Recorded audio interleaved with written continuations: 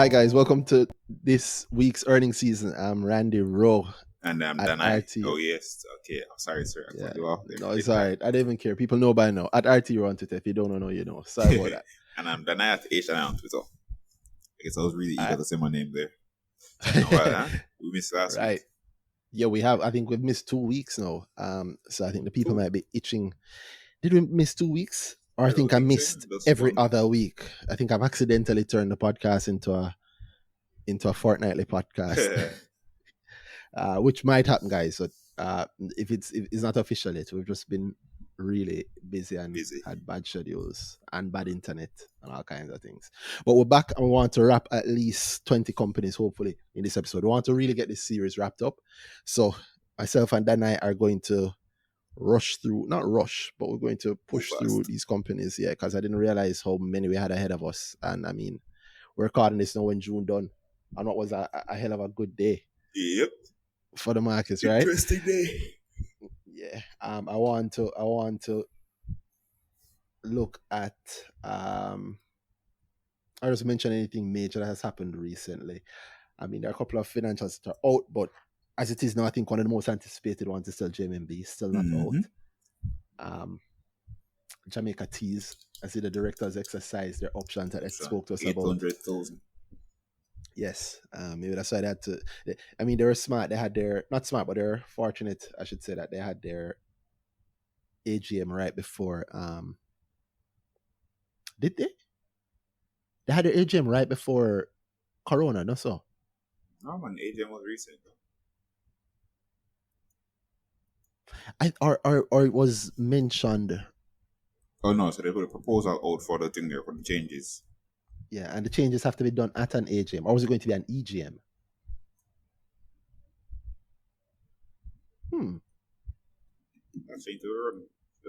Actually, I had a conversation about it recently. I just need to just actually double down on what actually happened. There was an AGM scheduled for March 20th.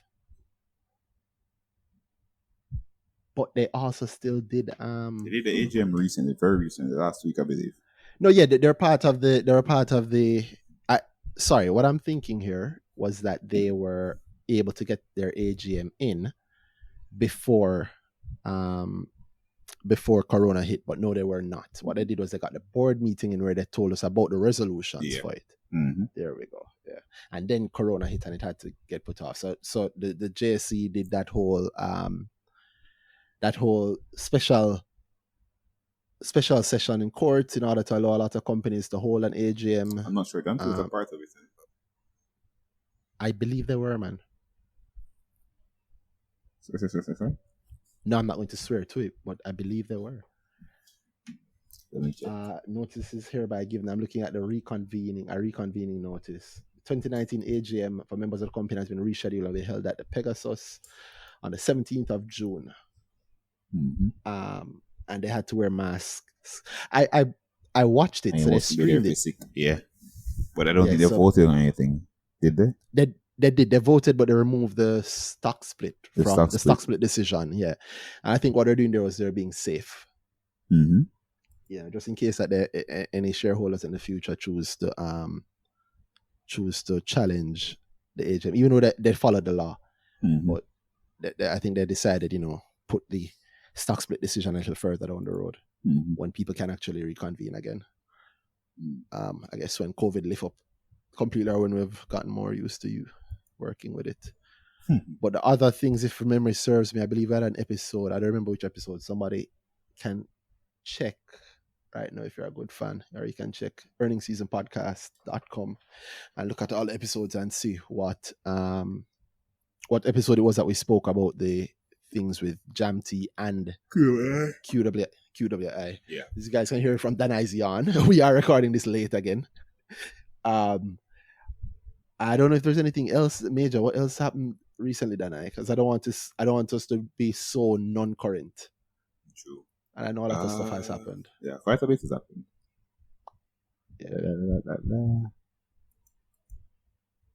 The thing was hitting me. We missed a week. So yes, so you don't know what is new from what is old from what is really old. Yeah, Pulse put out their their COVID plans. Big up Philberg Invest. You said it to me. I said, "Oh, bossy, look." He was saying that it's like big talk from the Pulse team, which is essentially they're saying that about 2 to 3% of the business was affected for the year by COVID. So, and only 10% impact really being felt. 10% of the business being feeling the impact of that. Funny wording as always. Yep, quite interesting. Yeah. Interesting wording, because I think it's possible for many to think that means 10% of the business comes from the things that were named, which was namely, I think, the hotel business and the hotels business and the hosting of Caribbean Fashion Week, which would have been put off because of coronavirus with COVID-19 and international model agency commissions. Yeah, that was very careful wording. But yeah, because I think it was meant to convey something very clearly, with the implication of something else. I don't think those are 10% of the business, but regardless, I mean, I still really like Pulse, and I see they've ended the quarter very nicely. Yeah, they've ended the quarter up quite a bit. Sir. Yes. Yeah, I mean, they fell from yesterday. Yesterday ended at $3.11, but they've ended today at and ended the quarter, because we're recording this at the end of the quarter, at $3.25. Wow, that is up even more. Sorry, I'm surprised. I looked at the market earlier today, and this wasn't the figure I've seen. Yep, 10 million shares traded today. A high of 342. Wow, Pulse is always so exciting. Indeed. Around these times, you've made some good money. Yeah, big up the top striker. I see her tweeting how she's been enjoying the past few weeks. Yep. Yeah. Big up Shadis. I mentioned it together. We've had her, and the Grow people really love it, Shanice. The feedback has been strong. I'll share that with you. But Paul's excited, and I guess maybe people are excited about possible APO news. Maybe they did indicate that they're going that route, so might be near, might be close. So key insurance, some senior management changes. I believe somebody had left. Yeah, the finance director, limited office, June 19th.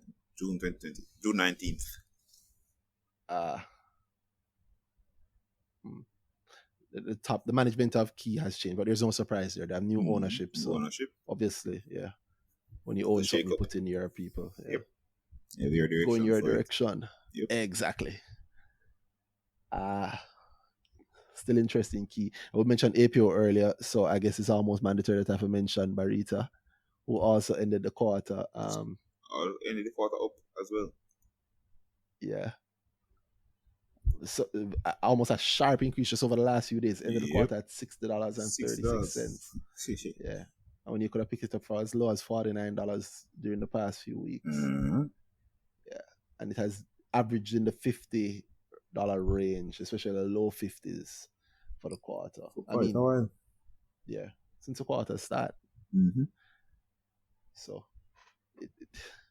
Barita continues to be interesting. It might get even more interesting now. It's funny that a lot of people bought into it right before the APO announcement, and I mean, we're not sure what the terms of the APO are, right? We're not sure what the price is, but I guess people are so confident, or maybe you think it's a misunderstanding, or you think it's just people covering their bets?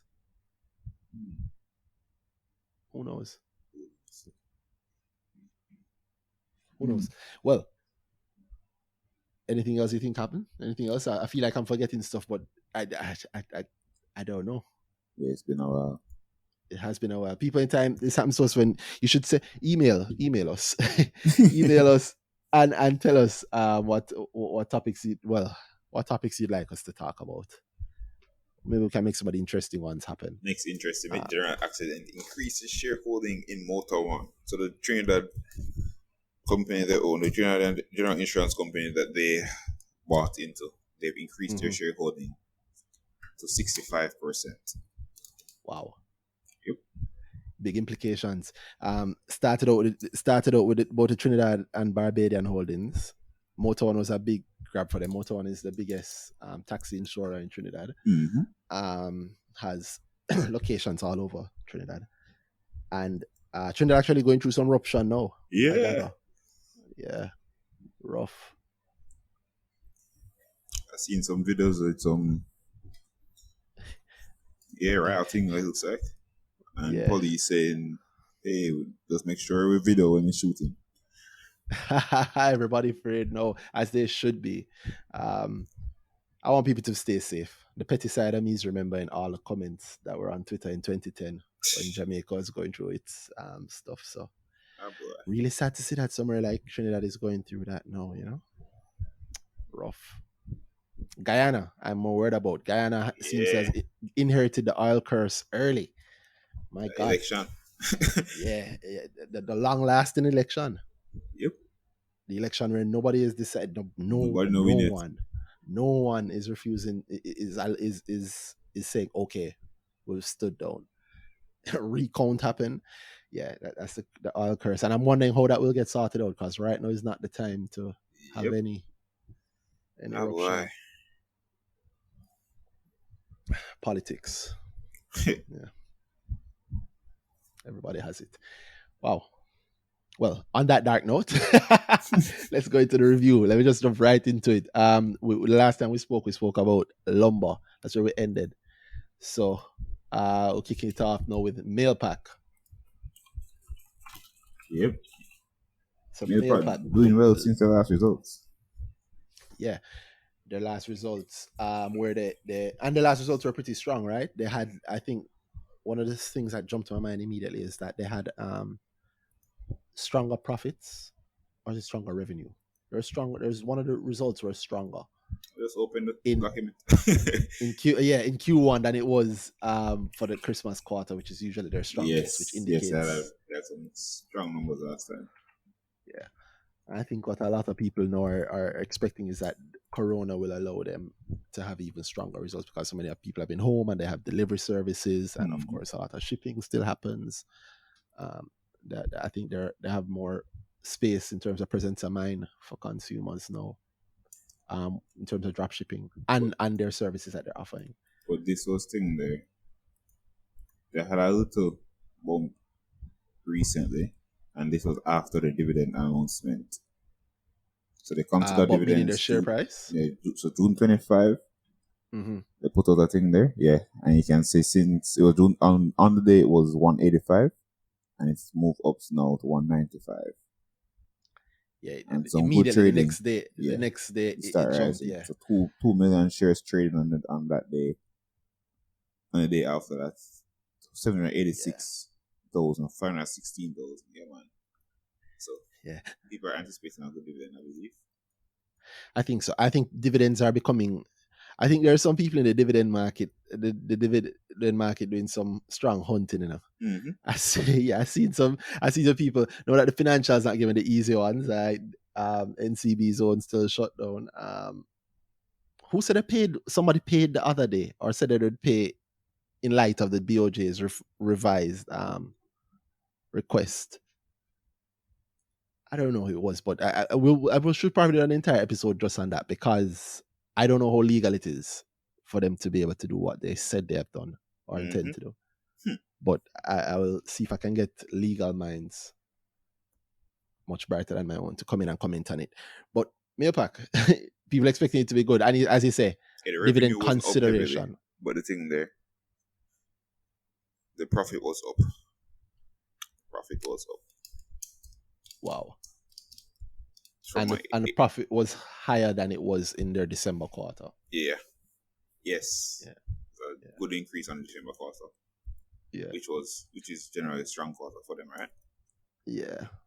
Yeah. That's what people think, because they'd have a lot of shipping during the Christmas time. And what's enticing, another thing that's enticing about this is that, I mean, like you said, revenue didn't rise much. 364 million, 364 point, call it 0.8 million. versus last quarter, not same quarter last year, last quarter, which would be October to December 2019, it was 361.7 million. Yep. But the profit is up from 96.8 million to 101.9, which is that greater efficiencies? I mean, it's a greater margin, but I don't know if it truly is an efficiency-led margin.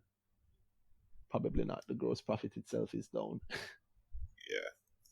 But selling and distribution you costs, look at the thing, yes, admin expenses and were less, so the expenses were less there. So it might be efficiencies on that side. That maybe what the shift in the business, it's more efficient on that side. So what they're doing now, and where they're making up for what will fall off in the business from before with the new business, it might be that the newer business might be more efficient. Oh, a higher margin arm is contributing more. Yeah, I get you. It never occurred to me to check the MD&A. The director's report, I mean. Let me scroll up there too. Yeah. Still that's a habit I have where that the last thing I read is that. Yep. Expenses comprise mostly staff costs, advertising expenses, and store operating expenses. Which we can see, by reading it. So, right? There's a reason we read this last. Yeah, this is where the tricky part. This is the tricky part. This part is art sometimes. I enjoy a good MD&A. A well-written one, a trickily written one. Not because it gives me information, but it gives a additional information about how good the people writing it are. I mean, they seem to hint at the amalgamation of the business lines being the reason for it, but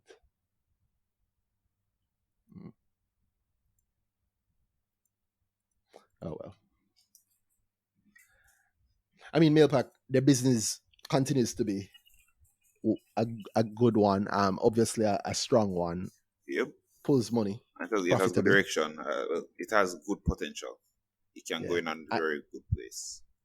Exactly. I mean, it has been, and it's growing, right? That's wonderful. It's at $101 million worth of profit in a quarter, and your business is actually growing. That is wonderful.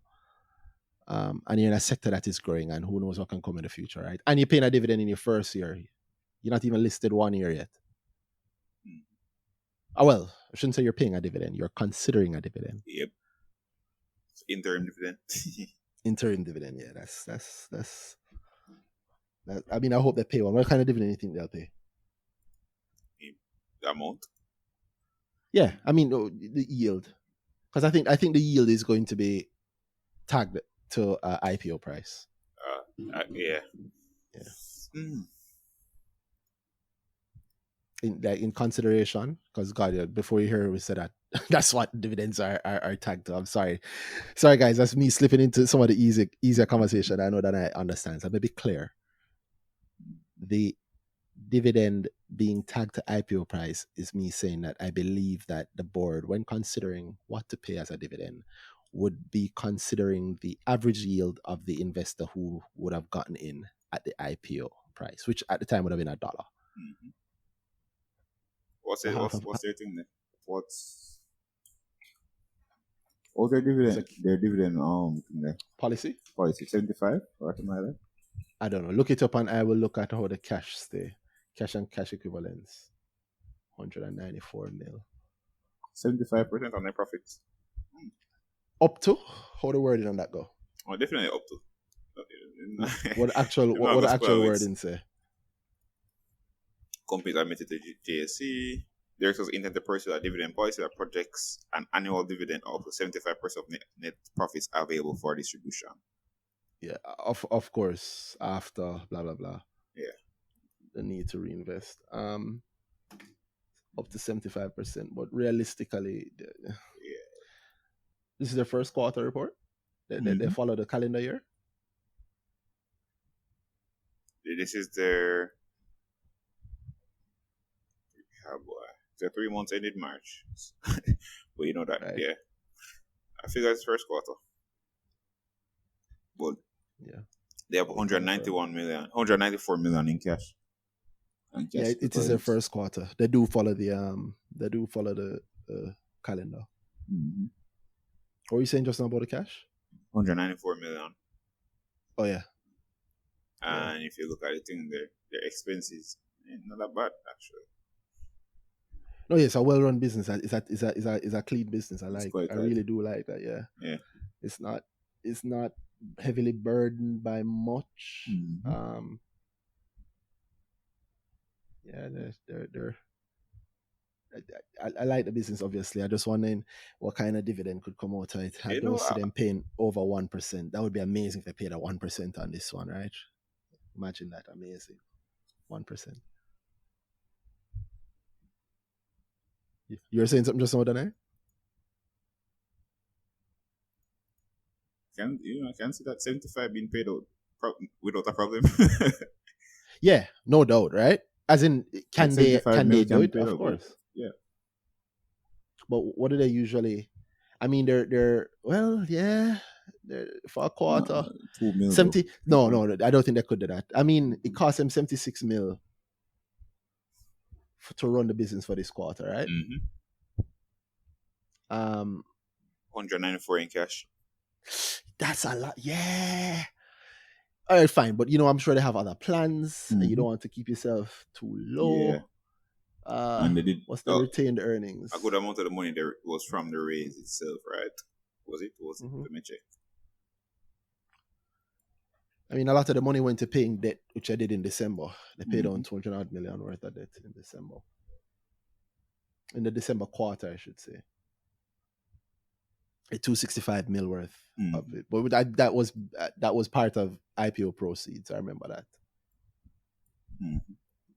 I think that was said as upfront as one. Yes, it was as one of the reasons for the IPO and the use of proceeds from it.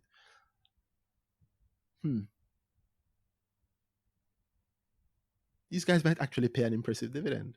Impressive as dividends. Well, impressive for where they are. You think? I mean, I think I'd like to think that they would be left to keep a lot of cash on hand in order to shore up. Remember that they're pushing, a brand new business line now, Yes, that would be the thing. So that does come with its own costs and there's marketing costs. But regardless, they do have enough. You never know. But I think that they do have enough to pay. It'll be interesting. A 1% dividend. Well, 75. That's the thing there. 75 mil. That will be thing there. But bear in mind, the 100 mil is one quarter. You think they do it every quarter? You think they do quarterly payments? I'm not sure. They should have looking at how much it costs them in the quarter, but business tend to be kind of conservative at the front at the start of the year. How much what costs them? They might say we don't know what might happen for the end of the year. So how much? Sorry, what was that? What you said might cost? They might just be conservative because it's the first quarter for the year, so they might just say, have some cash on hand for whatever rocks reach them by the end of the year. Well, but if they're considering the dividend now, they're considering it in the middle of the year, post-corona, so they have a good idea of whatever the plans are and whatever the impact. I believe by now they'll have a good idea of whatever. No, that's fine. No, but I'm saying that the thing there, I call it again, the payment itself might be a conservative payment. That's what I'm saying. Oh yeah, that's why. Yeah, I would be surprised if it's more than 1 cent. Yeah. I'm surprised it's more than 1 cent, which would be 1%. 1% as at IPO price. Yeah. Yeah, that standard 1 cent dividend, 1% dividend.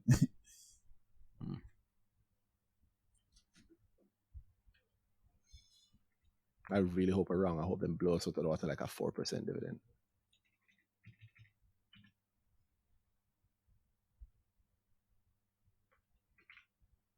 That's what, 250 million? They can't do a 1 cent dividend. I don't think they can do a 1 cent. They cannot do a 1 cent dividend. So it's going to definitely be lower than 1 cent.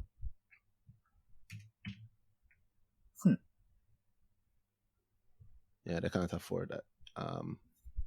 They can't even do a half of a cent dividend. Maybe they do 20% of a cent, 0.002. Wait, what do you mean? Why they can't do thing there? A 1 cent dividend. I've been counting my zeros wrong. My God, they can't do one. Wait. Yeah, 25 mil. Yes, sorry, I've been counting my zeros wrong. Easy pay out that. Them good, man. Yeah, they can more than do a 1 cent dividend. Yeah. Wow. Maybe they got 2% at most.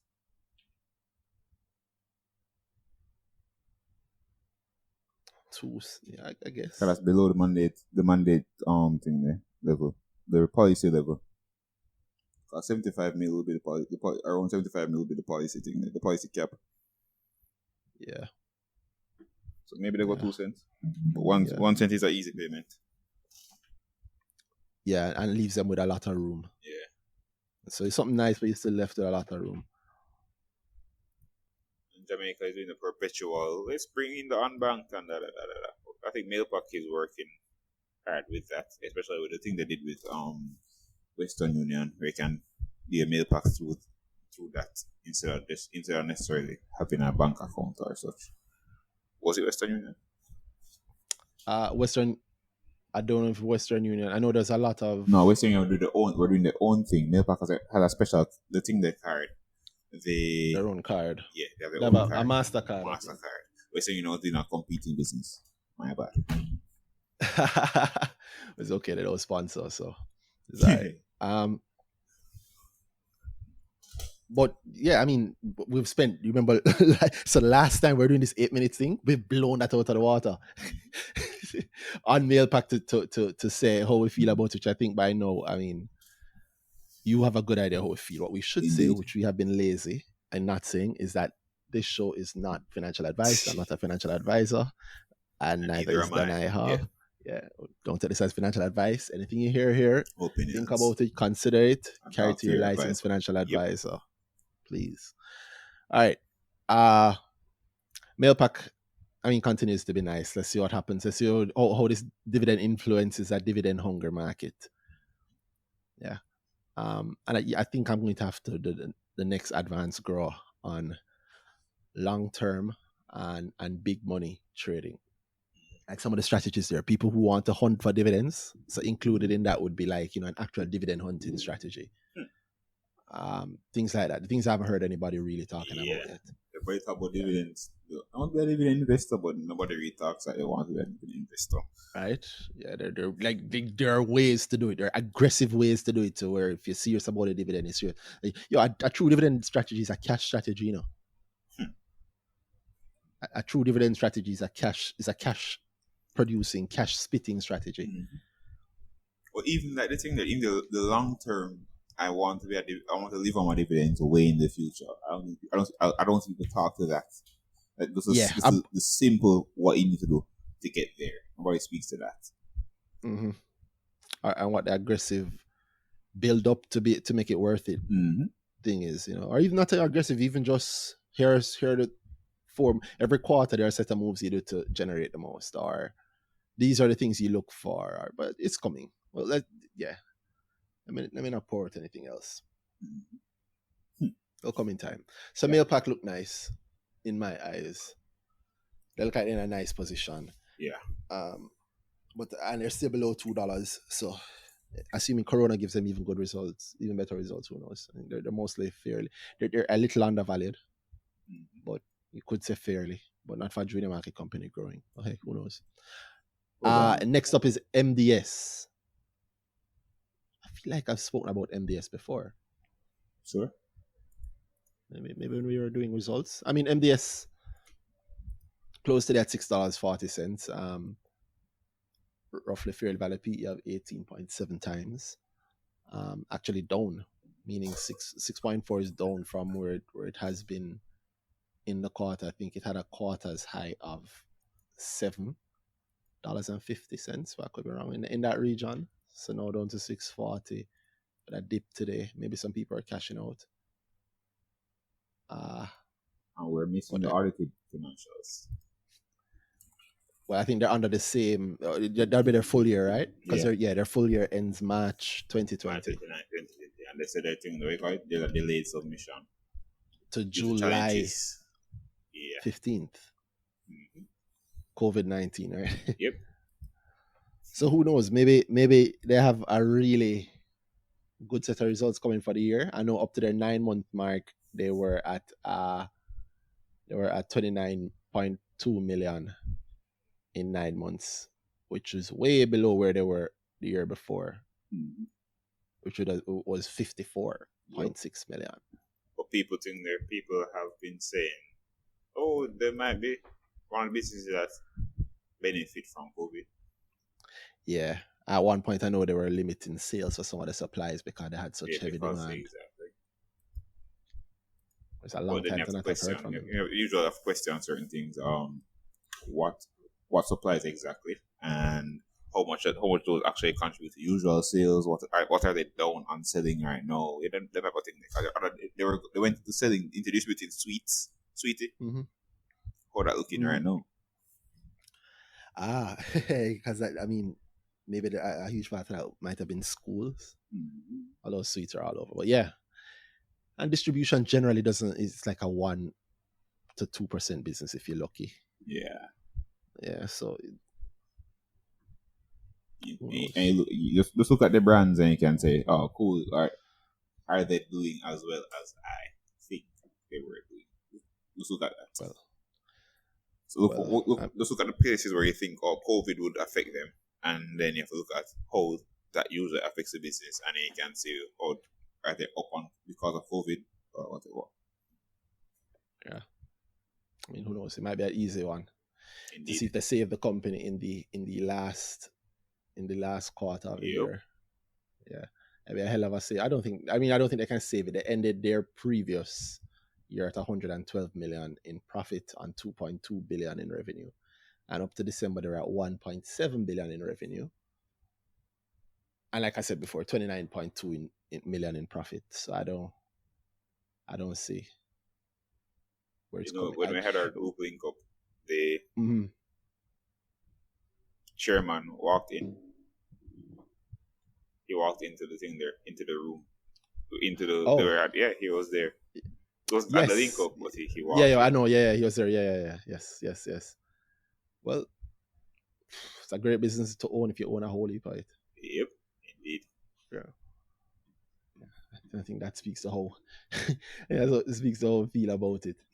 I'm what's drumming in my head is what the hell could be really causing if the revenue has increased, what the hell could be causing where are they losing money? What exactly increased? 40 odd is more than 40 odd million. Like 50 odd million in the expenses, right? It's admin expenses that have increased a bit, and selling and promo costs that have increased.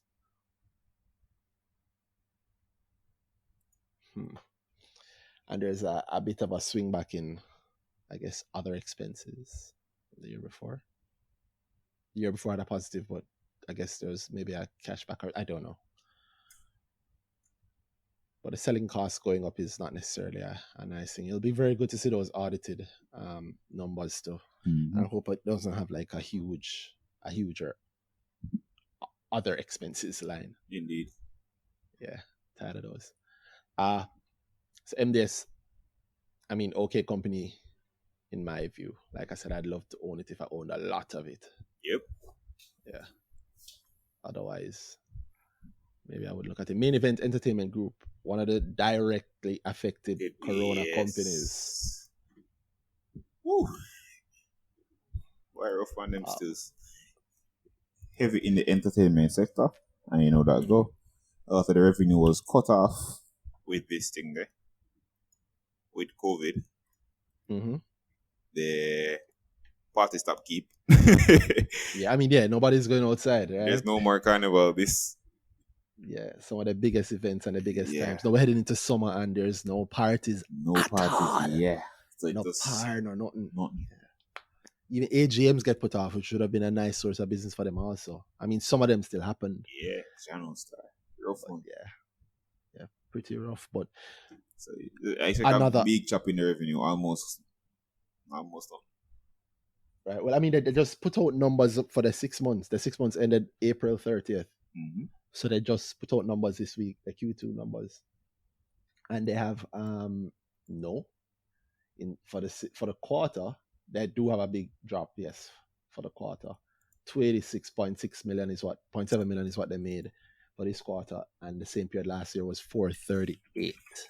Yeah, wow! So it's dropping from 438 to 286. Wow, major revenue drop, but impressively, on the 6 months, revenue does not seem to have fallen as much. It fell from 895.8 to 884.8. That's actually impressive. I guess the first quarter. Well, the first quarter would have been the Christmas quarter, so we know that was a huge one. A huge one for them. Wow, that really kind of saved them. So we said this.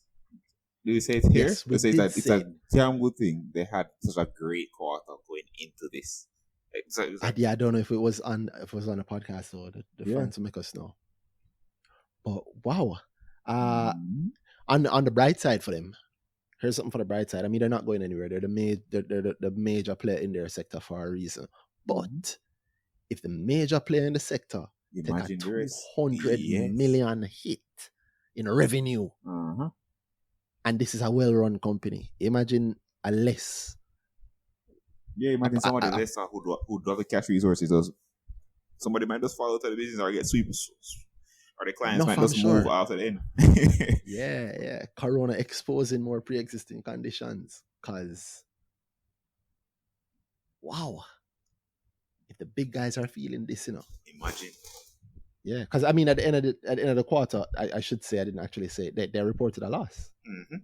Yeah, $15.8 million loss.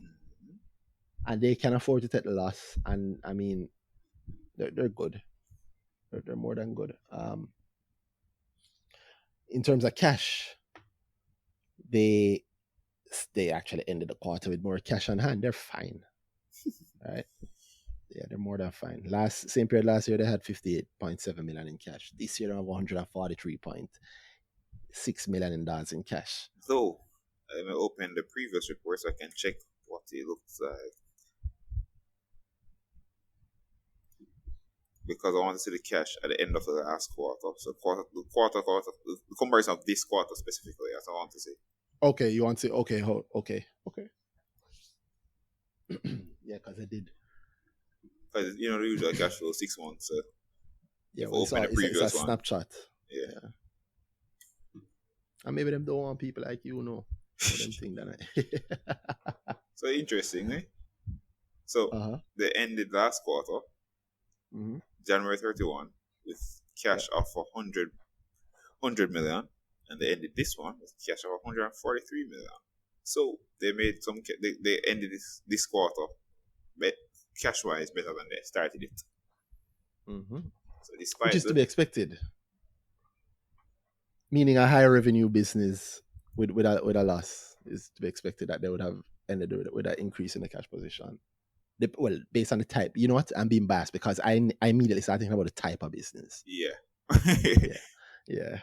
Because these guys would get like deposits. No, so when they said high revenue business, I was like, hey, that never really add up to me. But then being the main event, then yeah. Yeah, it's a type of business. I always have to look out for that, Like when I add bits of data mentally, and have to remember that everybody else not hearing these thoughts, bro. You have to say you're right. High revenue business doesn't mean that it would definitely have cash. It can be a high revenue business and just dead same way. Mm-hmm. Patty shop in a high corona area, that lock is still a high revenue. Well, it was a high revenue business till it lock, right? Yep. Cash can burn down. That's really good that they have this one. That they also get a little tax break in the future. Yep. Maybe. Probably not. Well, if up to the 6 month mark, they had to. I don't think you think they'll finish the year with a profit? Depending on Corona, say. Yeah. I don't. I think what's been happening with the current restrictions, you see, they're slowly being eased. Mm-hmm. You can stay out now until I think what the latest change is that is as at the curfew goes up to 11 now. Mm-hmm. But then it's also the thing there, the restrictions on public gatherings. Yes, it's now 20. Yeah, that's still not a party. Yeah, still not a party. That as even is not even a grower. As considering doing a smaller grower. Or wedding restrictions stay. Wedding is a gathering. Yeah, but do they have a special size that they can allow, like wedding and funeral? Not to my knowledge. I think it stays. Wedding I think it's just any gathering. These guys. So I think funerals is a special. You get a special thing there. I think, but weddings no. I don't think there's any special dispensation for funerals either. Yeah. Cool. Yeah. I think it's just a restriction is the restriction. I mean, they can get main event to plan a small wedding there, good.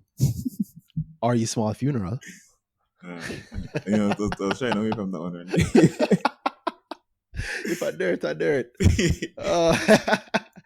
Wow. So main event, I think main event is going to be great next year. Yep. Also, I think they might end the year strong. I think what will happen is that by Christmas we will have.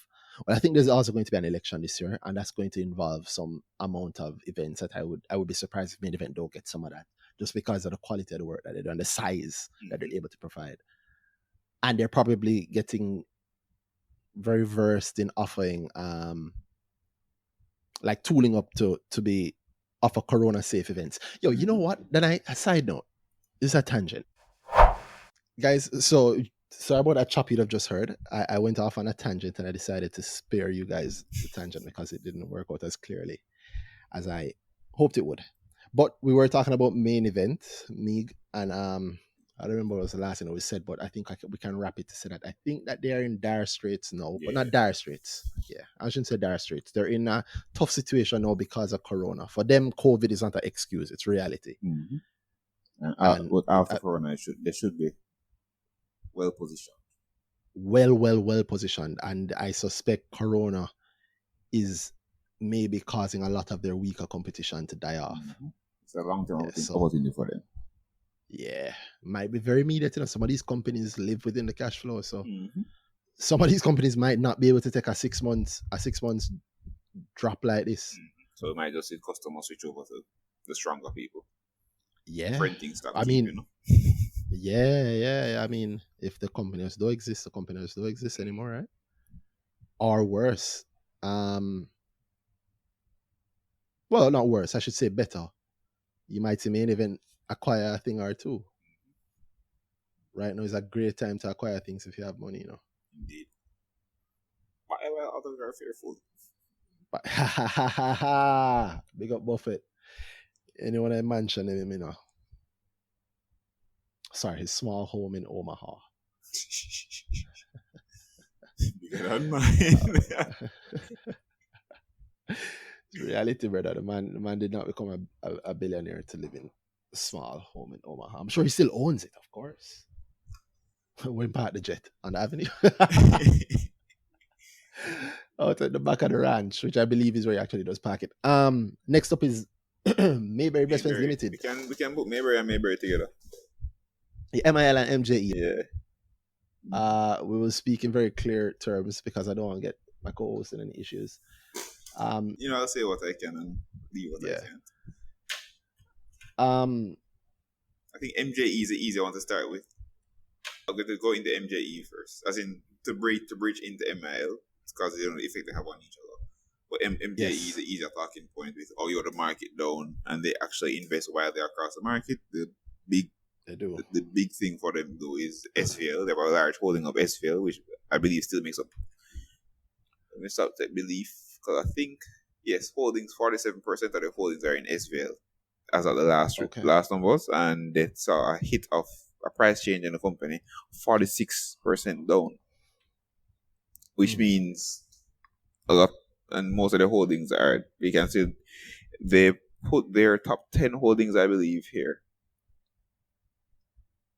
Yes, top 10 holdings, in the results, and they're down on every one of them.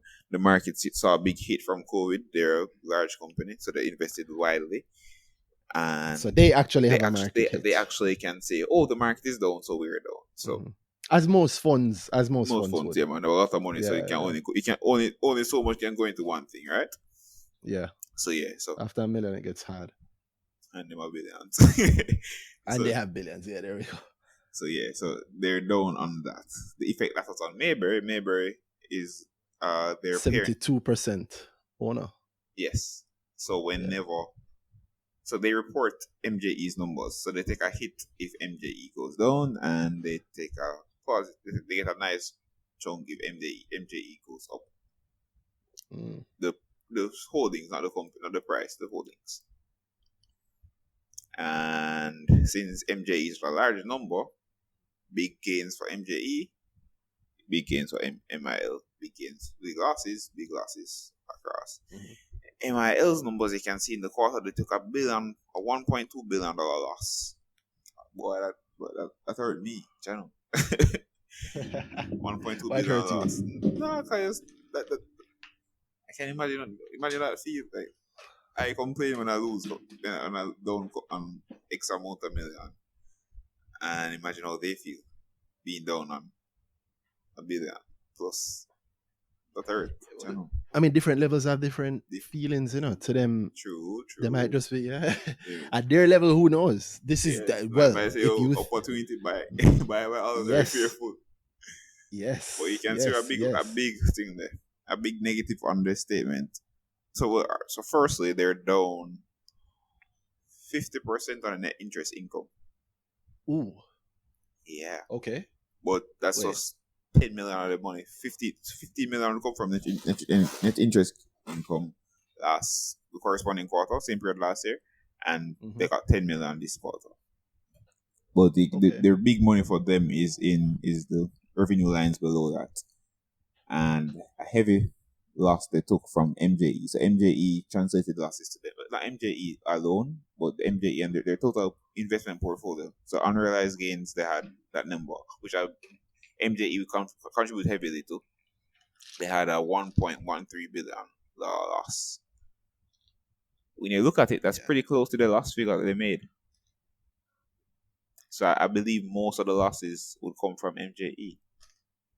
Okay, that's one assumption. That's a clear line you can draw. Mm-hmm. The expenses are only 366 million. But all right, we know the big deal here. We know that MJE takes its hits from SVL, comprehensive income, the other comprehensive income line. I would say net profit for MJE is 1.1 billion, but the total comprehensive income has net profit, or I should say net loss is net loss is negative 1.1 bill, but the total comprehensive loss is 7.1 bill. So obviously a lot of the things in the OCI are hitting that. As every financial company is going to have to feel this. Tell me something. Do ECLs hit you guys? Expected credit loss? Yeah. It should, I believe so, because the neighbor interest income portion, they do loans, margin loans and such. So I believe ECLs would impact there. Yeah. All right. I hate having you have to talk dicey. Same. Yeah. It's I don't want put you in the heat. But I'll tell you how I feel about Mayberry. It's still Mayberry. Still the broker, the only house in my view. I shouldn't say the only, it's not the only anymore, but still the house that takes the equity market, the local equity market seriously. The most serious, definitely. Yeah, and the spaces they exist in, I see them taking it very seriously. Still have a whole heap of my respect. The reason I can't say the only anymore is because realistically, the Barita guys are not joking, and John Jackson also over there at QWI. John Jackson and team over at QWI also. They're not a brokerage house. So. Yeah. Well, that's why I edit to say like investment house, Hi guys, Randy here from the Future Jumping. I just wanted to stop for a minute and say that what you're about to hear is a lot of, I want to say unmitigated rubbish, but it's not unmitigated rubbish. It is, however, what it sounds like when you podcast while tired. I think you can hear my brain slowing down, and you hear me go on to not just describe QWI incorrectly in terms of what they do for business, but also reinvent broker. So I just putting this in here so that anybody listening to this who might be, one, confused, two, not confused and thinking that what I'm saying is accurate, it is inaccurate. Now I just left it in here because one, is good content, and two, it lays a context for a lot of the conversation later on. So I didn't want to cut it out, but I just wanted to be clear here that after getting a little bit of sleep and listening to this while editing, and I thought, you know what, I need to make it clear that no, we were incorrect. Well, Dana is correct. I was incorrect.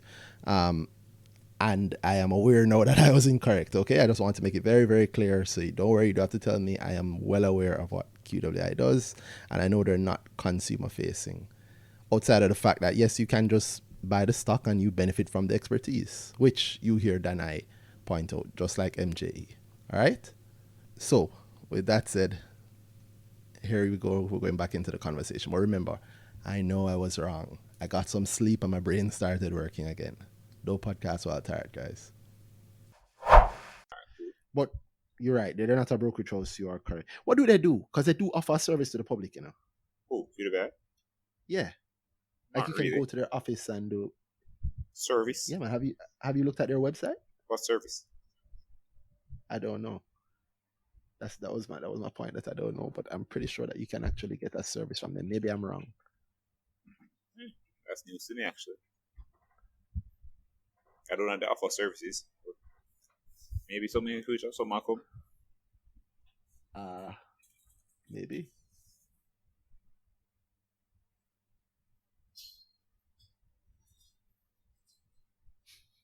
Yeah, maybe. So people, that is 100% me. No, you know what? It's a misunderstanding on my part of the website. Let me put it to myself. It's a misunderstanding on my part because speaking to QWI as what it is, right? Mm-hmm. But I mean, it is what it is. It's a holding of it's a fund, mm-hmm. But it's a fund that's majority owned by JAMT. So they're speaking to that as them being a company, and this is a service we offer, and they just happen to have a really big customer already, right? But it's not. I guess it's not like you can just walk in and. No, I think it's like when they get owned by MJE. I think they're the same by QWI. Exactly. Yeah. And I'm saying I think I spoke of it as if it's like a regular consumer facing business when it's not. But it may very well be, right? Yeah. Maybe if you do invest in this, it's an investment option. Not just that. I'm sure if you have if you have a company, like an actual company, and maybe in a listed company, and you want you carry a heavy float, you have a lot of cash on hand, and you don't use it all the time. Maybe QWI is literally a business to business, you know. Hey, I have $50 million that I don't want to keep earning this overnight paper on. This is turning out, it's sounding like a QWI investments ad. I don't explain it no more. Maybe I can link somebody there and have them come on and explain it. But I see it as an actual business now. Sorry, I think the problem is how you and I would have come to QWI as I've seen the genesis of it, mm-hmm. versus now somebody who, let's say somebody who didn't know anything at all about them and just went to the website, QWI, mm-hmm. QWI's website. Mm-hmm. You get me? So I'm saying like, oh, you know, so I was saying incorrectly. Oh, they're not really like, hey, we want you to come in and do business with us. Mm-hmm. But maybe they are. Mm-hmm. They're just not looking at like a me or a you. You know, they're not looking at somebody off the street maybe, but maybe they're the business perspective. Just buy QWI. Yeah.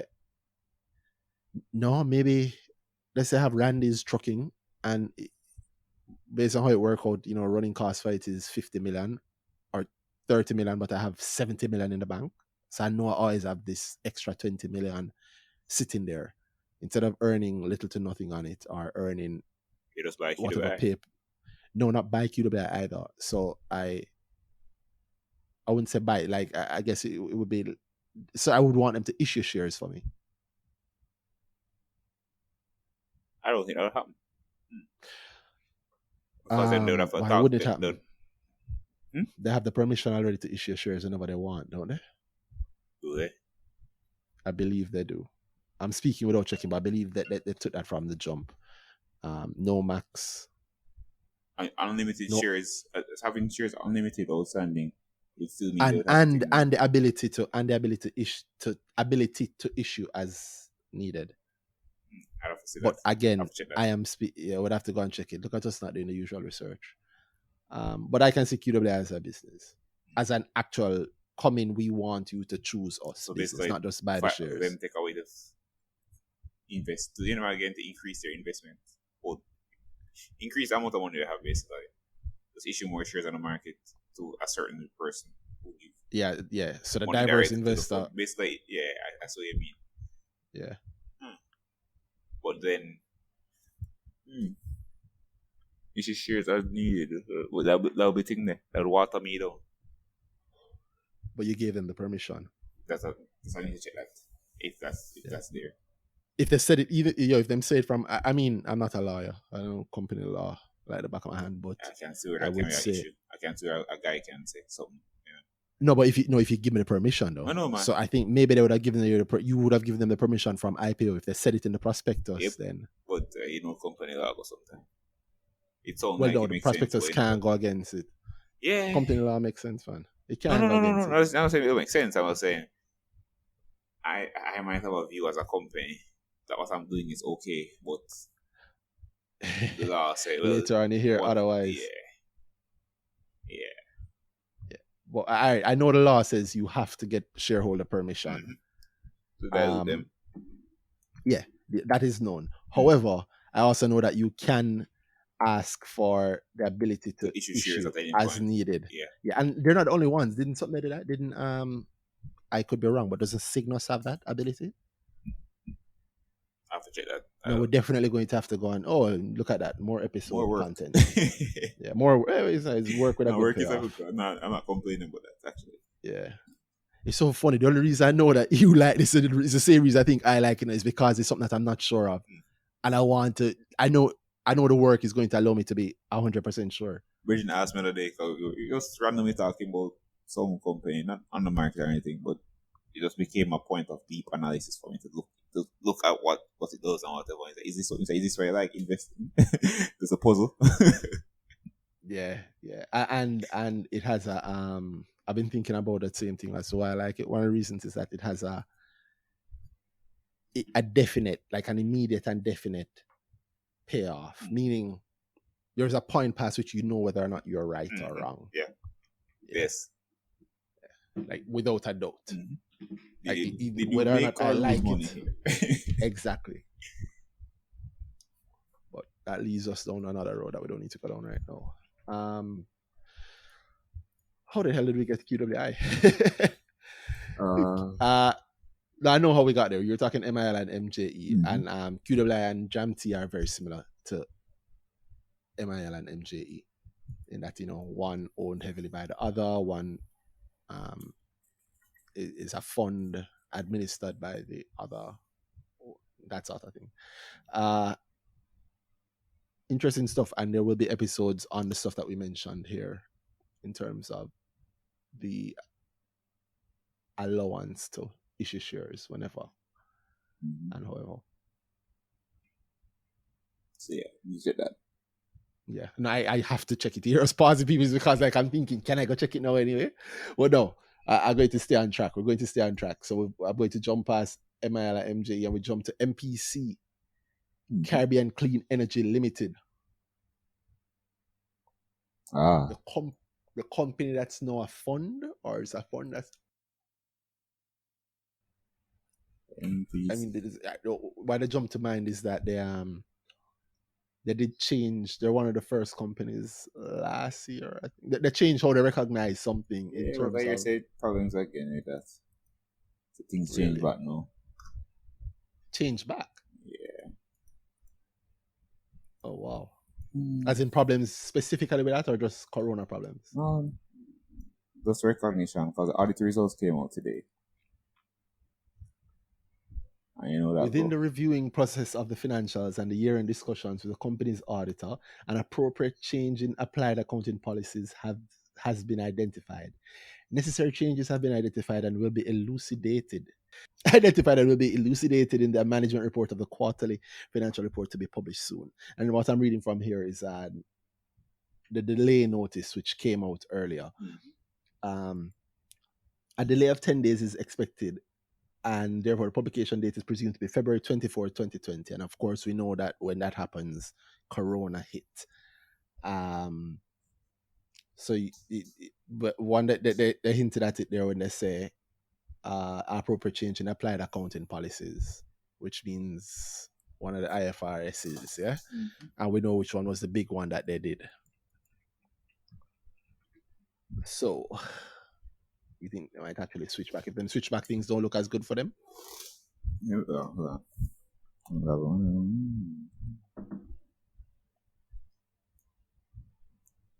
and I know that their statements came out, but I'm not okay. I'm seeing.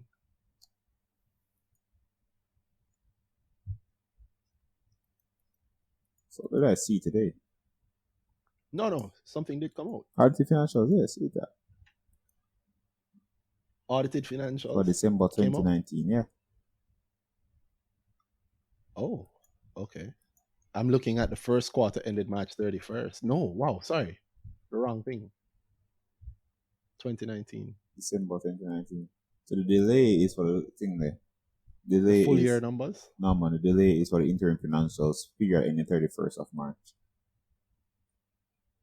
Okay. So you have... And basically extended timeline in the auditing process depends on partners from various directions. Some of the relevant service partners are from jurisdictions strongly affected by the pandemic. Some of those maintain and complete lockdown with a undefined duration. These duration. So what you just read? No, what I was reading was old. It's from last year. I opened the wrong thing. So they put out a notice with extension to June 30th. And then they put out the audited financial statements for December 31st, 2019. You're not incorrect. That's what you're looking at, correct? Yeah.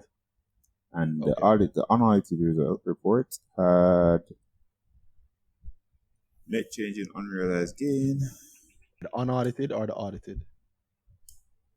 Yeah. And then the audited has the same. So, all right. So I ain't gonna check this shit. I don't know what this. Well, they tell you during the auditor's review of the financial statements, they were not able to obtain sufficient evidence to support the valuation gains which have been reported previously. That's it. Yeah. The valuations on which the previous valuation gains have been reported have been compiled by an independent accredited valuation company. Due to the structure of the fund, which invests predominantly through shareholder loans instead of equity, the lack in valuation gains caused the distributions received in September 2019, which have been funded by shareholder loans, had to be reclassified from dividend income to a capital repayment. Mm-hmm. You remember once we spoke about the difference between those two, a dividend versus a capital issue? Yeah. It matters sometimes, especially in some countries, and we know MPC is multi-country. I think this is where we started that conversation, because they're paying dividends with no profit or something like that. May have been. Okay. However, no impairment was recognized on the underlying investment. The deviations from the fourth quarter unaudited financial statement presented in the beginning of the year show now an income of $272,407 US. Instead, compared to previous $1,893,063 US, resulting in an accumulated deficit of $197,402 US compared to previous $408,377 US retained earnings.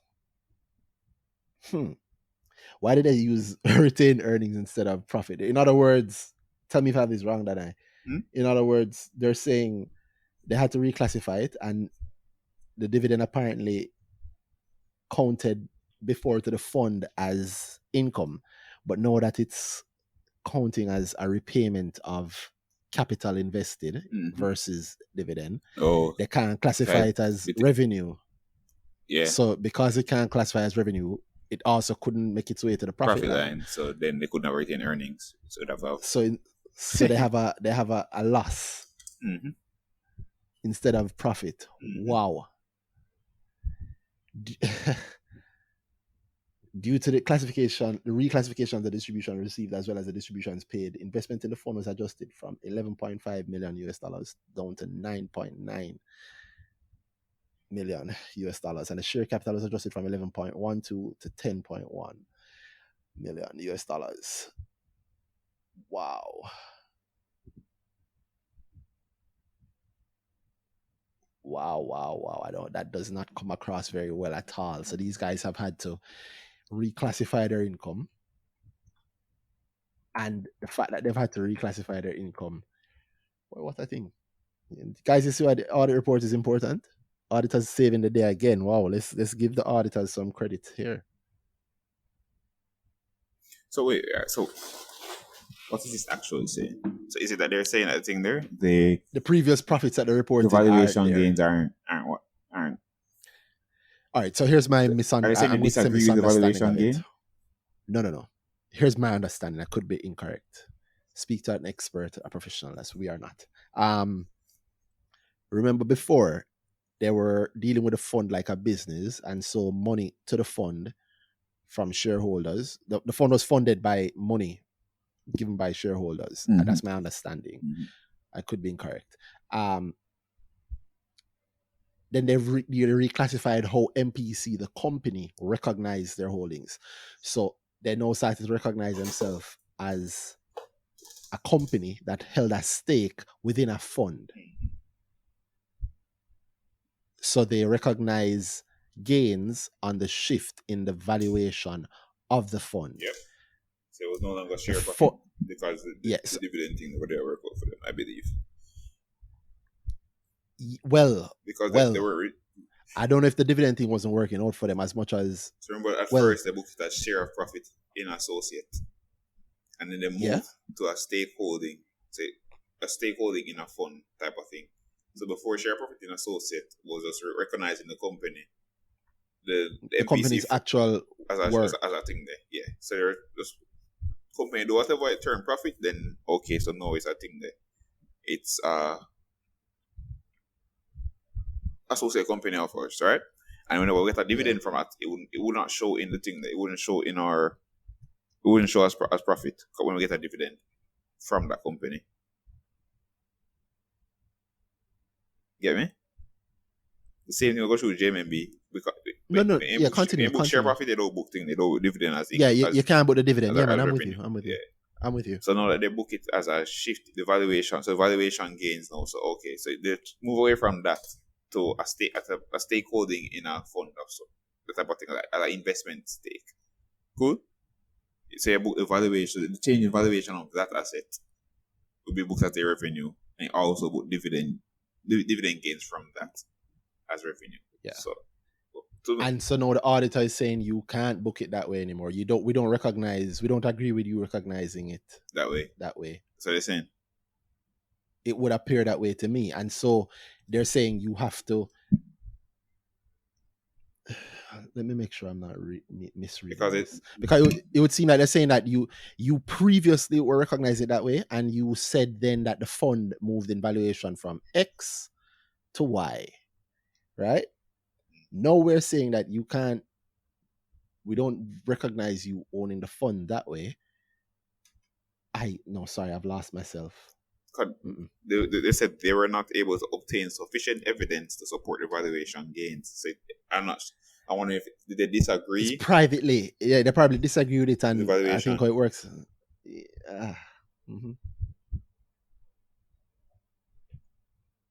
So are they telling him? So I'm not sure they're telling him to switch back to the share, to the associate holding.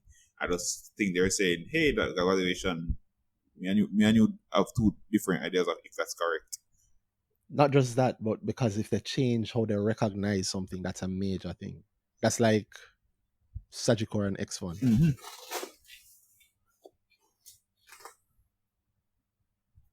Evaluations on which the previous valuation gains have been reported have been compiled by an independent accredited valuation company due to the structure of the fund, which invests predominantly with shareholder loan and self-equity. The lack in valuation gains caused the distribution they received in 2019, which have been funded by shareholders, had to be reclassified from dividend income to capital repayment. Based on this, the distribution of the company to the shareholder has been reclassified. Therefore, no impairment was recognized on the underlying investment. When you get a capital repayment, then you have to impair the original investment because it's money coming back. Yeah.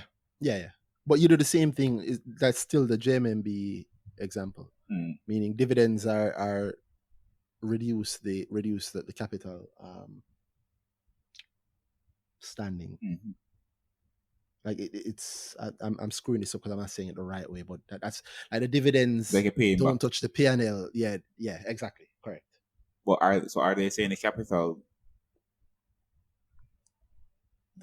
The capital amount. My point is, I think the reason why it impacts here is that there was something that was accounted for as revenue previously, which is no longer revenue, and that revenue allow them to have an account for a profit, and now they do not have that profit. They're actually a loss. But I want to be exactly sure on why. Like, I'm caught between going deeper. This is that's holding right now. Actually, yeah.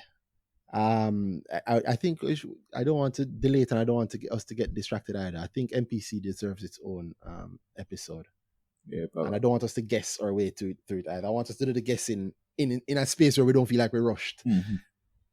Yeah. All right, cool. Because this is actually very interesting. Because remember, from the jump, we had questions about MPC being able to pay a dividend before they had any retained earnings. Yeah. And it was never quite worked out. I know it's even worse because the dividend has now been paid. What is bothering me here is that they speak to the dividend, and then they speak to the dividend also impacting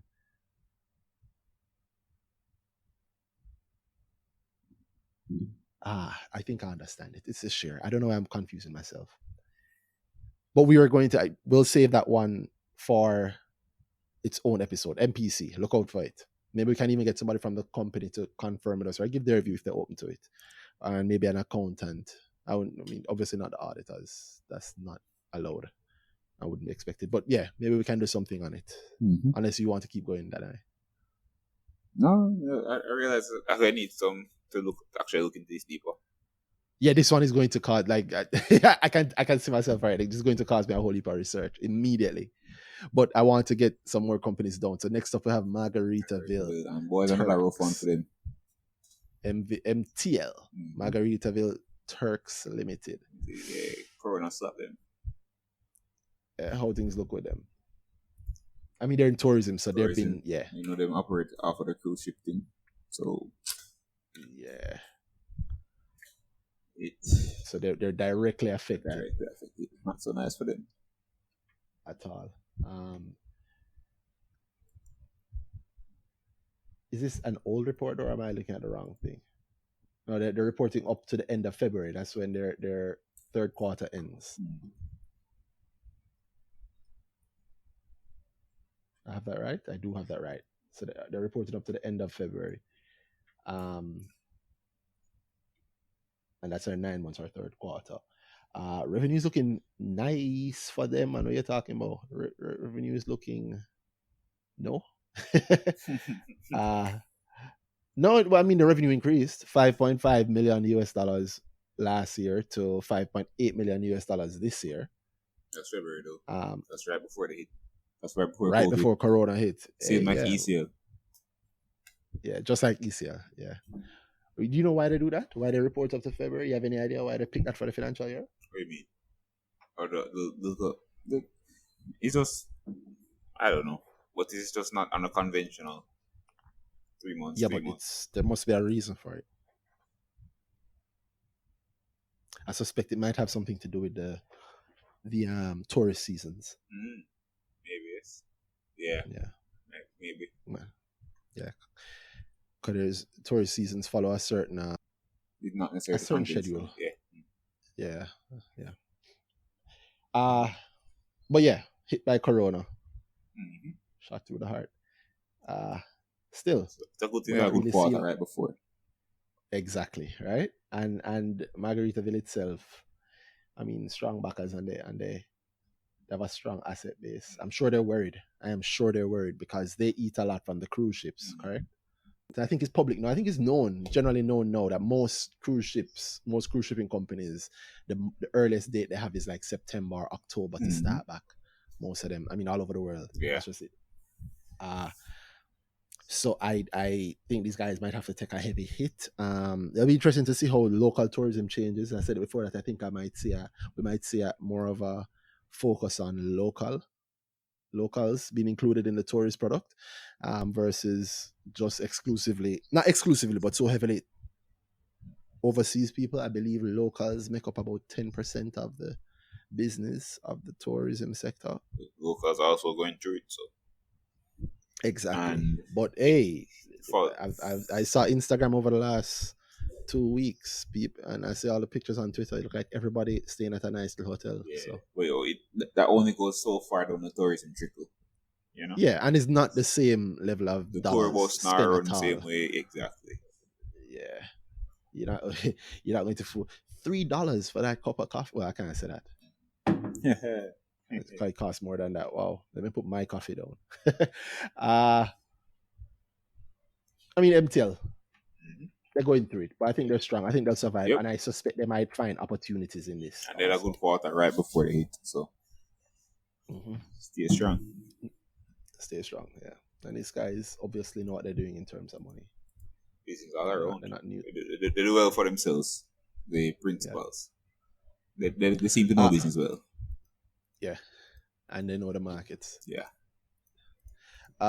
Next up, we have the big dog, NCB Financial Group Limited. Run this fave. It's my fave these days. They closed the quarter ended June 30th, 2020 at $136.43. I don't think I've ever seen them that low since the highs, the peaks that they reached late last year. Wow. Yeah. What do you think is causing this, Danai?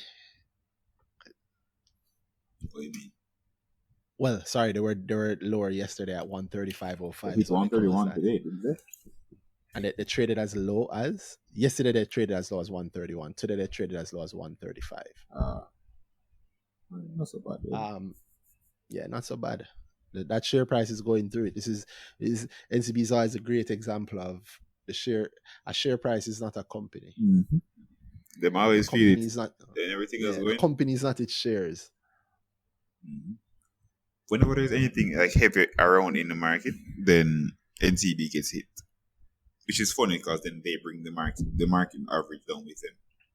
I mean, they bring everybody, not just the market average. I mean, they bring the unit trusts down. They bring so many things down when this price falls. But again, great example of share price is not a company. Share price is not the same thing as company health in most cases. Yes, I believe the hit is it's oversold. It's easy to oversell NCB because so much people hold it in such quantities. That's big though. You sure it's oversold? I mean, PE ratio of 13 times at the price it's at now, 136. Oh, you're right.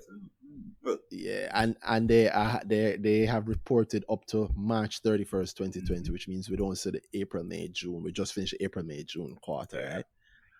So they suppose they have a hit there. When also their expected credit losses, have they accounted for them in that 6-month report, or do they account for them at the 9-month mark? Or do they save it all up until I don't think they can save it all up. I think you have to. It's a credit impairment. When you face it, impairment loss at the time. I think they're in March, but there might just be more coming, to be honest. But generally, the first hit of e-sales are usually the heaviest. Yeah.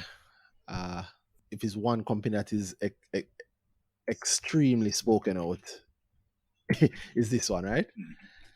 I mean, we talk about it heavily. There's not much else we can say about them. That they're the giants. They're huge. They have a strong business line. I won't even bother to go into the numbers too deeply. Definitely not going to do that here right now. But NCB is only stronger. It has only grown stronger, I suspect, since the last time they've reported. I also suspect that the Guardian Group is being NCB eyes, like they're whipping it into shape. They're farming what it is that they want. they might have to face a couple of hits while they reorganize the Guardian Group, and also why they account for the expected effect of COVID on the business that they're in. I mean, they are in the loans business, among many other businesses. They are major players in terms of the regional financing, infrastructure game. I mean, Trans Jamaica was them. Big projects in Guyana is them. Huge loans in Trinidad is them. And there's, I'm sure, a whole heap more to come. We see them gearing up and setting themselves up as a proper multinational, a proper conglomerate, regional conglomerate. Well, more than regional financial powerhouse. I still continue to love them in 10 years. Do I love them right now? Share price getting hit. I don't know. And the next set of results come out when? August? Yes. Yeah. So who knows? There was a little time before the report, but I mean, I love them in the long term. Yeah, there's NCB's NCB. They're the biggest company, the biggest publicly listed company in Jamaica, the strongest publicly listed company in Jamaica, and they'll be more than all right. They'll be fine. Continue to make billions, and I'm interested in seeing what they'll look like in a year or two. Okay, I won't even waste much time on that. What's next? Palace Amusement. Another Corona hit company. I feel we talked about this recently. Yeah, we did speak about Palace. Like I can feel us talking about Palace from before. Corona hit company. They only reported up until their May 31st. March 31st, sorry, not May. And at that time they were looking at a $49.2 million loss. So imagine now. They haven't operated really. Sorry, maybe I have that wrong. $53.3 million loss. Wow. So it's basically worse now because they haven't had any showings at their locations. So no movies playing. The best they've done so far, I think, is the pivot they've tried to do to sell the confectionaries. Basically. Sell the confectionery to people at their homes. At their home, but I doubt, one, the take up of that, and two, how much that will have a significant effect in covering their losses. So it's just something to do. Like, try your best. Don't sit down and do anything at the moment, but do something at least. Get they're going to spoil them, sit down there, so I might as well sell them, right? So you don't have to hug that loss. So minimize loss as much as possible. But I think the loss will be significant for them, despite. Yeah. I mean, they're one of the companies. If I could chart a company, they're one of the companies I chart. Yep. Maybe that's when we said it. Maybe that's when we said it. So who knows?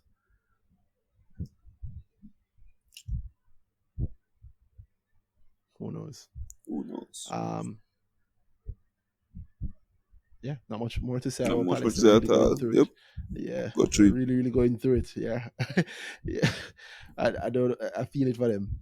Or they say they're pivoting. They're looking at, so they're asking the government if they can open and just have some measures in place to cover themselves on that level, or with the thing there, to cover themselves with the COVID spread and their contribution to it. So, have the place open, but you have some social distancing measures in place for the consumers. But the thing there, they also are looking at going back to the drive-in movie model. They're looking at taking that on. Bring back drive-ins. Okay, then I carry your thing, so you're good. Yeah. No, all four of us can watch a movie for the price of one. I mean, I'm sure they'll check for that, but who knows? Wow. It'll be very, very interesting to see how they pivot out of this. Hide on my girlfriend trunk. Yo, that's a good idea, actually. Because the back seat can open from the trunk. Huh. Those make sense. Look at that. Hypothetically thinking of how to steal revenue from the company. They really have their work cut out for them. I hope things easier than our country if they continue with their expansion plans, if they can. Yeah. it's so sad. Like I can't help but think about what could be done, but I'm sure they'll come up with something great. Next up is PBS, Productive Business Solutions. Ooh. Now PBS had a bit of a, what I call it, a surprise profit. Yeah, sure. Yeah. I'll open anything there. I mean, last time I saw results from them, I mean, they dropped the annual report now, but that's just the audited numbers. But they're up to I think March 2020. Up to March 2020, they had a loss of $612,000 US. Yeah, as they continue to bleed with the new business that they've taken on. I call that bleeding. I wouldn't call it bleeding. No, brethren, that I've had long back and forth with about PBS, but I realize we see the market differently. So I would say PBS is another one of those long. I mean, well, PBS is obviously what it has always been, right? A longer, slower hold. Give a lot of people a lot of money between last year and now. Indeed. And it's, sorry, I'm looking at the wrong thing, but it did. I'm going from memory with that because I know it gave a lot of people a lot of money between last year and now. But I wanted to catch an exact point. Ooh, they ended the quarter down heavily at 55 cents. I'm looking at the US dollar shares, by the way.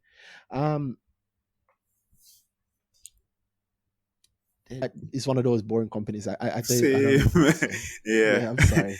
I mean, they can be exciting in terms of what they're doing. They're acting like a conglomerate and they're consolidating a business, obviously, for the long haul. And I think they're looking for some efficiencies because they're in tech, right? And distribution, so like distribution, no less. Yeah, efficiency is their game. Yeah, efficiency must be their game. Cash flow obviously has to be a big deal, and they have some lucrative opportunities, sort of. Xerox is in my mind. I think they have something to do with Colombia and Xerox. I think they own the Xerox dealership in Colombia, or they share the distribution of it. Colombia, whatever it is. Costa Rica or something like that. Costa Rica, yeah. I guess I'm not very excited about PBS, but it's another one of those companies that I believe has been set up because it wants to take advantage of the long-term nature of the market, so it has benefited from that. Corona impacted as much as Corona impacted the businesses that it has itself in. Maybe if the offices use less stuff, PBS has less money coming in, less wear and tear, less maintenance, and they make money from maintenance and selling of items in some countries. Yeah, not very excited about that. However, on the other hand, you have something a little more exciting, which is PanJam. PanJam, which itself was a big dog and still continues to be a big dog, actually. Huge, one of the highest valued companies on the market. Yep. Meaning in terms of market cap, 77 billion. Closed today at 73, closed the quarter at $73.05, which is down heavily on where, well, not heavily, but down from where it started the quarter, because we went into the quarter with $77.50 as a share price, and it ended the quarter at 73.05, so a bit of a drop there. I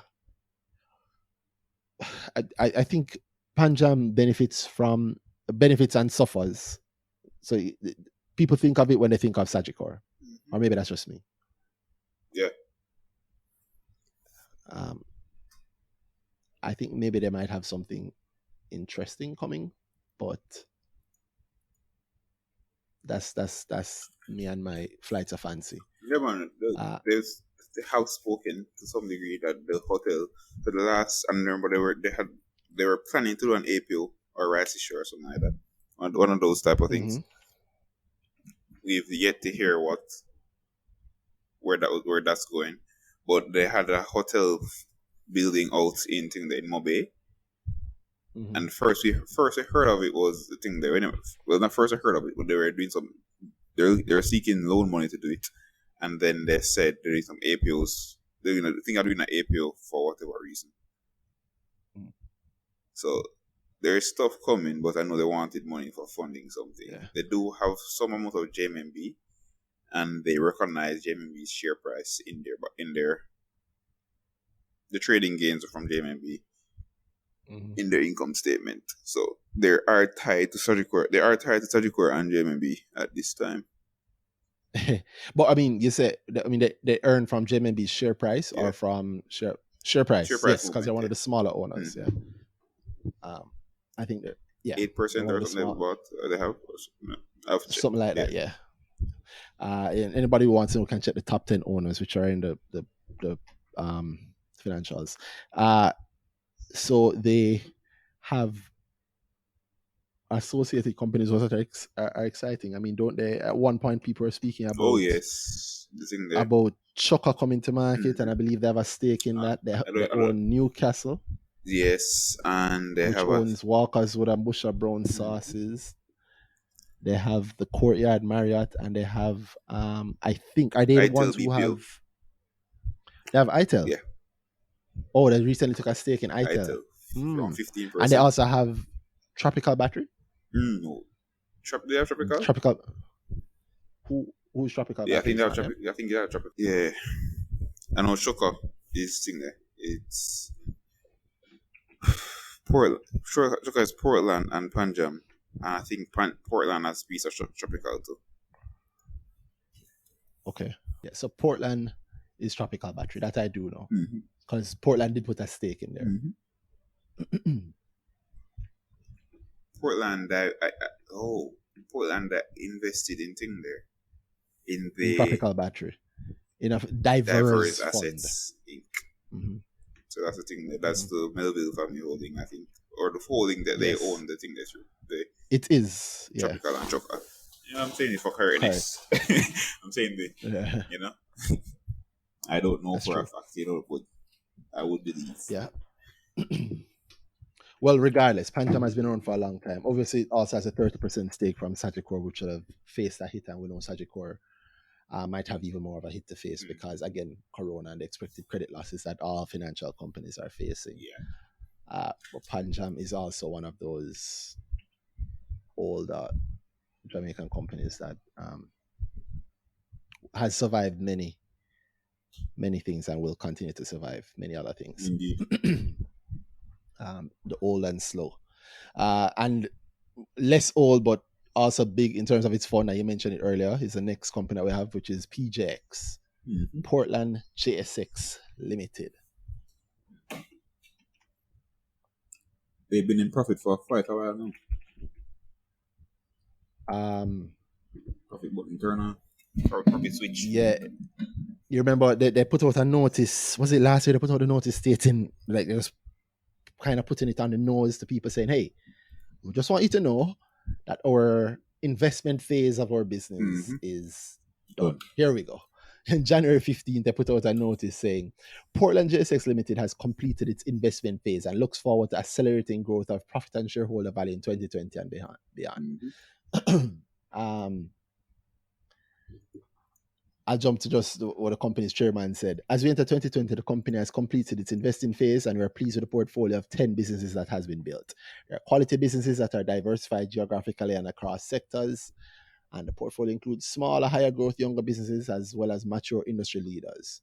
More importantly, we are optimistic that the hard work and effort that the management of these businesses has expended to date has positioned the businesses for acceleration of growth and profit and shareholder value. So nice. Corporate speak for, the investment thing that we did do, we're done. Money time now. Just expect cash. I think, of course, the money they've been making so far is fair value gains. So for this year, because the thing, again, so the interest income is down, like from 25. So first quarter, let me just find the whole year and just find that there, man. Well, what they are is that they're sorry, they are a partner of a bigger fund, the Portland. So they invest into the bigger fund. Yeah, and sometimes they invest alongside the fund. Yeah. So the interest income down from 55 million last year, 55,000 US last year. Really? Ah. So thing there, to 10,000 US this year. But they have a large thing that the Fair Value gains turnaround. So they had Fair Value losses last year of 665,000, and they've gone to Fair Value gains of 2.3 million Fair Value gains. So the holdings of the fund, they're doing well. Well, I mean, this is funds are big money playhouses, right? This is great for like a pension, like a heavy money person, maybe other companies, that sort of thing. The people who have really long horizons. Yeah, I mean, they're well diversified, well put out there. I think they were ignored heavily in terms of being in the building phase, as they say. And I suspect had all things remained equal, they would have maybe shot up in terms of share price, or certainly show strong returns this year had everything worked how we wanted. To say Tropical Battery IPO, which they have a stake in, or they have a stake in a company that has a stake in, I expect that they would have maybe gotten something out of it. If Choco IPO, they would have also gotten some benefits out of that. And maybe those companies will still IPO. Who knows? Maybe that's what Corona might force. I can see Corona forcing maybe a Tropical Battery to IPO, but maybe not. Who knows? Maybe somebody offered Tropical Battery the money for cheap on terms that they were okay with. But how would that help? I do see them going for the IPO bit. Just with the thing there. But I think there's too much tied to the IPO. And they want to build out the thing there. Their location over, I think, the ferry. So, but I believe the ferry there was a story about the ferry going ahead, Is it done, right? Or it started or done? Which one? When last I go in a car and last year, so June, about a year ago, they were talking about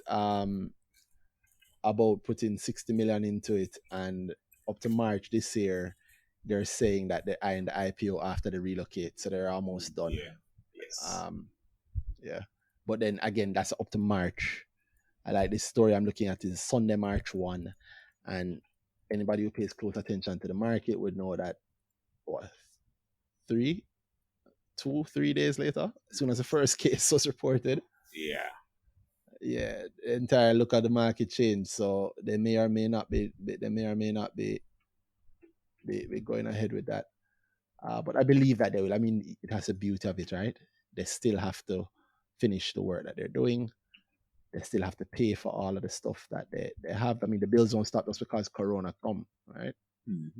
So who knows? They were pretty close. In the March article, they actually said that the final draft of the audited financials were ready, and they expected to list the stock 45 to 90 days after they've been valued, after they've done their valuation. And then, of course, Corona happened, but I suspect that these guys will be coming back to the market and quickly too, right? And I hope that they'll come back to the market quickly, and I hope that they'll kick off a great start in the market. Agreed. But look at us looking deeply in a company that's not even listed. Well, to look at Portland. I think Portland will continue to do. It's low and slow. Agreed. Yeah. It's the simple truth of it. Yeah, it's a leeching, and it has a leeching influence, and leeching has not lost yet. I mean, I'm sure he tell you he's lost, but he's turned his L's into W's. Indeed. Yeah. Next up, we have Proven. I think we'll wrap it on Proven, because Proven is quite the company. Another one of the young stalwarts. I watched something recently. I interviewed Chris Williams. Interview, and he spoke about his start with Proven. Yeah, what do you think of it? Okay. I don't want to hear more stills. It's only interesting. It's not like a good story. Reach out to him, ask him if he want to come on the podcast. Proven as it is, its fates are tied to its associate companies, plus its operations.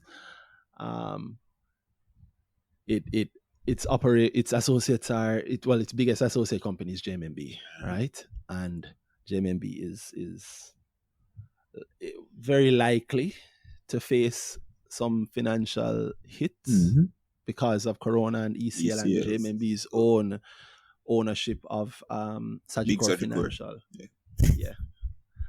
So who knows? Proven might take a hit from that. So part of Proven's cash flow would have come from expected dividends from JMB, and JMB having been not prohibited, but JMB not being able to pay a dividend during this time might also impact what happens with Proven. And of course, Dream. The market's not necessarily being open right now. And then there's Dream.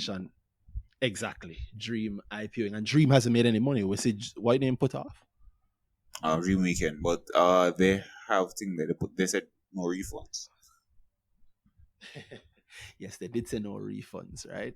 Because that was part of the thing that was stated. Yeah. However, who knows? That could work out well for them, right? Yeah, that could mean that could mean that they end up seeing a profit because they have all this money collected, all this cash tickets were sold. Yeah, and they've had that cash for a while, right? And they have the partnership with Proven, who obviously knows how to invest a lot of cash.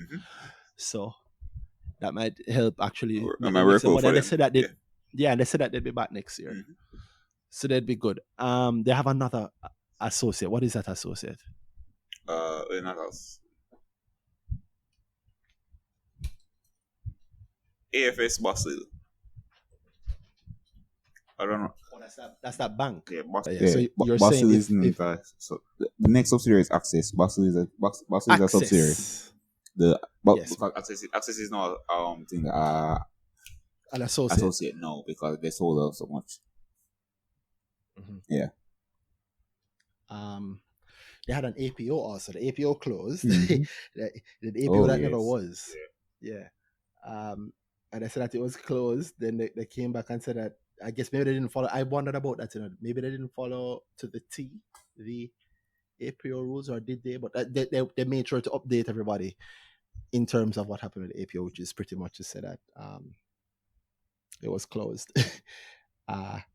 And it didn't happen. So the wording of it makes it unclear whether or not it happened and closed, or thing, or if they withdrew it completely. Because how they speak about it is they say the rejection of applications tendered, no new ordinary shares were allotted by Proven, resulting from the APO. But remember, the APO was it was underwritten by Sagicor.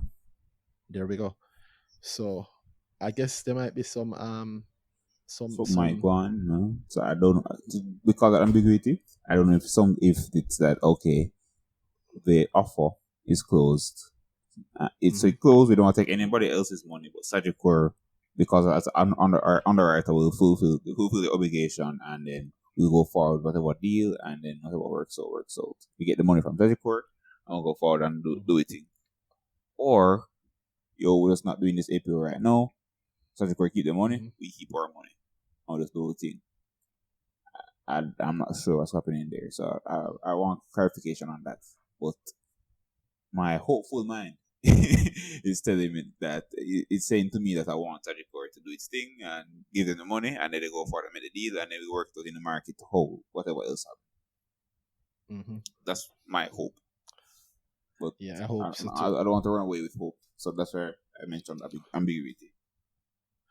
I suspected that. I'm more excited about what is that they were coming with, what they're going to do, right? They spoke about regional financial acquisitions. Yeah.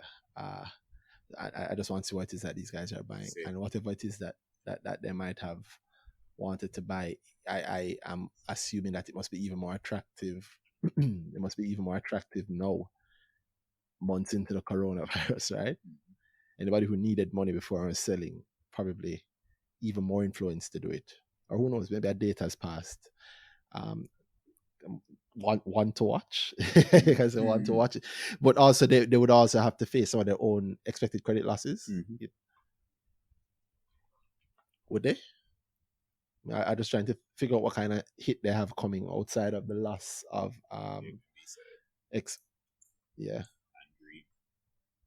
But I think they will face ECLs because they do have loans on the books. But you said expected credit losses. JMMB.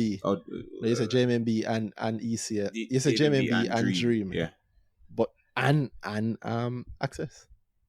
Oh yes, Access. So it was a good time. They sold Access at a good time. Oh yeah, but I mean, a lot of it happened because of them choosing to sell Access. No, meaning in terms of its share price. Yeah, man. But still. Yeah, great timing. Wow. Great timing indeed, because Access is definitely going to go through. But again, a little bit of roughness can be good for a business like Access, but maybe not too much. And good for a business like Proven. Whatever they were buying might be coming at a better price to them now. Yeah, that's what I was alluding at earlier. I think Proven might be good. I'm going to cut it short here because I think we're wearing this thin, and I do want us to be more excited about what's happening. I don't want the people to get on dreary from us. So I'm going to cut it short at Proven. We have this, still a lot. We've gone through, what's that? Almost 15. Yeah, almost 15. So, guys, I'll call it 15. Oh, yeah, you're right. Yeah, almost through 15. It's not 15. It's more like 13. Yeah. But 13 companies, not bad. If you want to add to it, we can look at no, we'll save the next one for PTL and Pulse, which I know. If anything, I'm running to my dinner right now.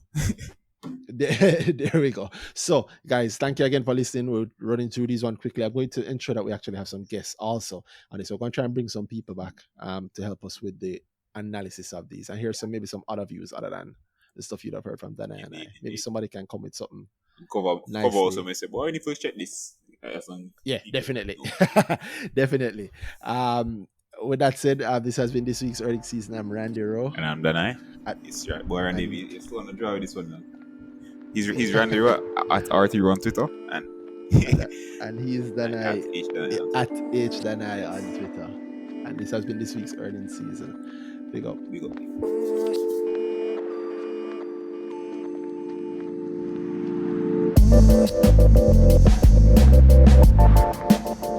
Only if a girl love me, girl just a faint. Earnings season, bro.